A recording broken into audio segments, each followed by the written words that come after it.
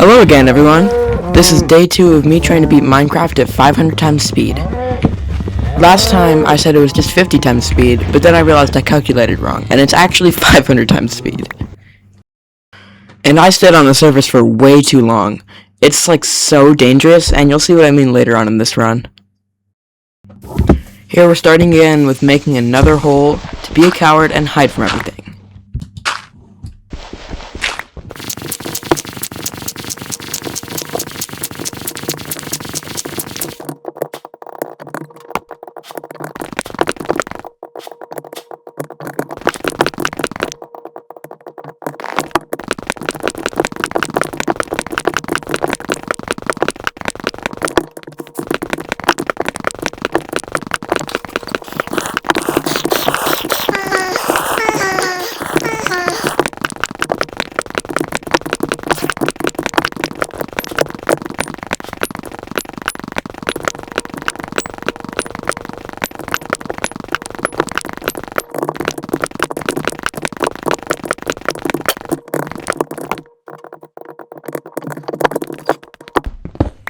Now that ASMR is over, here I'm being extremely impatient and just jumping out into a cave while the game is at 500 times speed, and I don't even know why I did it.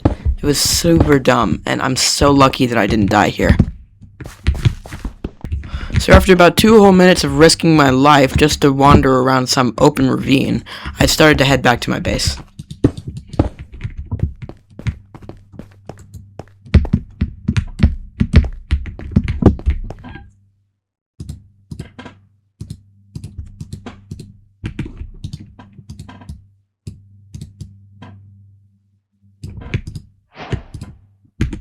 So, after I got back, I mined out a bunch of different rooms for some reason.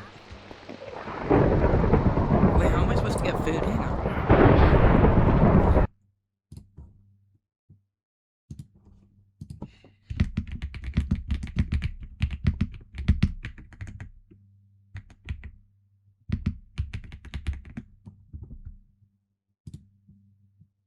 Beating Minecraft at 1,000 times speed shouldn't take that long, I feel like. I mean, really, how hard could it be? Oh my goodness, I need anything this good, bro.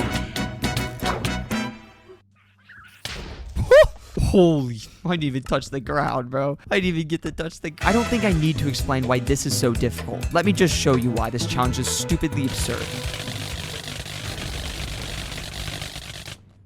And that wasn't with me being on half a heart, which is the other half of this challenge. Unlike most YouTubers who do this on either easy or with keep inventory or with both, mine is in hard challenge. Unlike most YouTubers who do this on either easy or with keep inventory or with both, mine is in hardcore on half a heart without anyone else. However, it wasn't always on half a heart, as in my first run ever, it was just a standard hardcore world. It started in what I can only describe as the best biome in this challenge, a mega taiga. It's just because of these enormous trees that are able to shield you from literally everything in the outside world and essentially protect you from any form of damage. The big one being phantoms, since they spawn by that so fast. Well, I'm using a macro that I downloaded.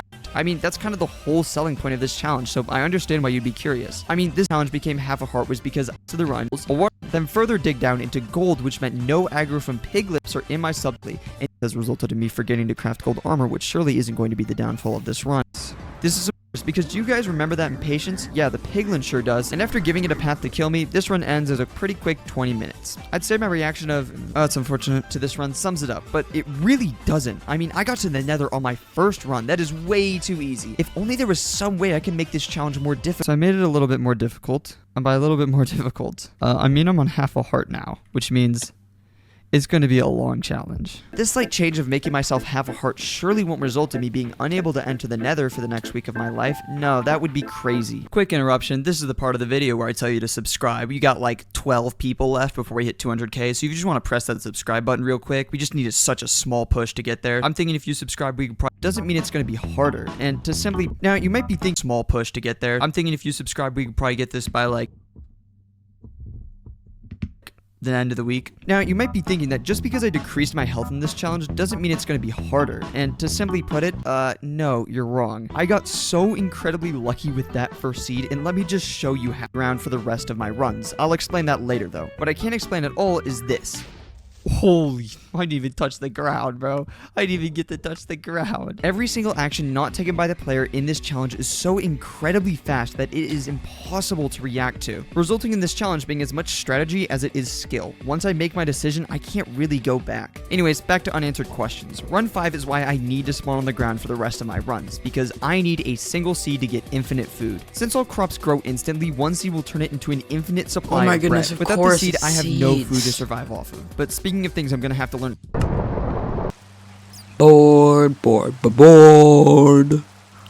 Bored, bored, bored, bored, bored, bored, bored, bored, bored, bored.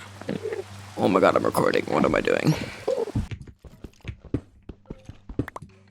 Here, I am being way too impatient, and I get close to this so many times. Let me just show you. Oh my god, oh my god, oh my god. Go. Oh my, no. Okay, we got one seed. We need to get the frick back into our cave. I wish I told myself to be more careful here, not to be more fast. Oh my god. Oh! And here I am thinking I can sprint. That's about the end of run 2. I'm dumb. I am so freaking dumb.